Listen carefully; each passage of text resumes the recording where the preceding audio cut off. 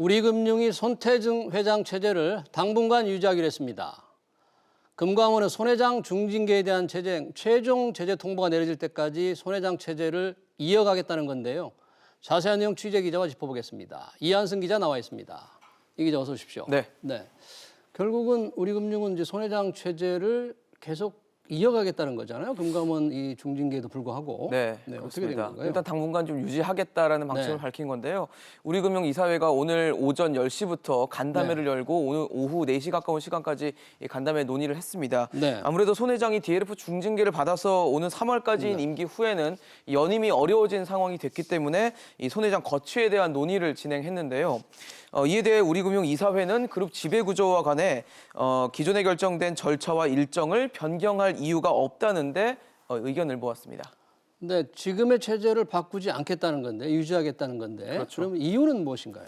일단 DLF 제재와 관련해서는 아직은 효력이 발생하진 않은 상황인데요. 이런 상황에서 의견을 내는 게 시기적으로는 적절치 않다라고 판단했다는 게 이사회 측의 입장입니다. DLF 제재와 관련해서 손 회장의 중징계는 이 금융감독원장의 결재를 받아서 이미 확정이 됐고요. 기관, 그러니까 우리 은행에 대한 제재는 금융위원회의 절차가 남아있는 상태인데요. 기관 제재까지 확정이 되면 이 손 회장에 대한 제재와 함께 다음 달 초쯤에 우리 금융 쪽에 통보가 될 것으로 보입니다. 이 통보되는 시점에 징계의 효력이 발휘가 되기 때문에 아직은 시간이 좀 남아 있다고 볼 수 있습니다. 그러면 그 징계 효력이 3월 초쯤에 발휘된다고 하면 지금부터 한 달 정도 남았는데 그렇죠. 뭐 그 사이 어떤 묘수를 찾을 수 있을까요? 일단은 아직 제재 통보가 안 돼서 효력이 없는 상태에서 굳이 입장 전하고 또 전략까지 노출할 필요는 없다고 판단한 게 해석이 되는데요. 네. 손 회장 앞에 놓여 있는 선택지는 크게 두 가지입니다. 연임 아니면 이 사퇴인데요. 연임을 할 경우에는 금감원의 제재 결정을 좀 무력화해야 하기 때문에 효력 정지 가처분 신청과 같은 법적 대응에 나설 수밖에 없습니다. 그렇게 될 경우에는 이 금감원과 법적 대립을 하면서 맞대응하는 것처럼 비춰지면서 부담이 될 수밖에 없고요.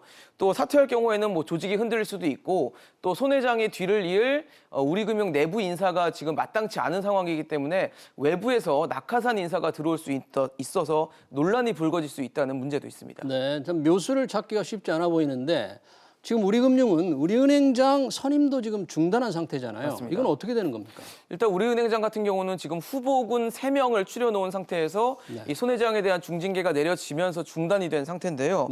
이 역시 기존 일정을 변경할 이유가 없다라고 입장을 밝힌 만큼 인선을 재개하겠다는 의미라고 우리은행 측은 밝혔습니다. 시점을 특정하진 않았지만 아마 조만간에 우리은행장에 대한 선임 절차도 이어질 것으로 보입니다. 네, 그렇군요. 이한승 기자 잘 들었습니다.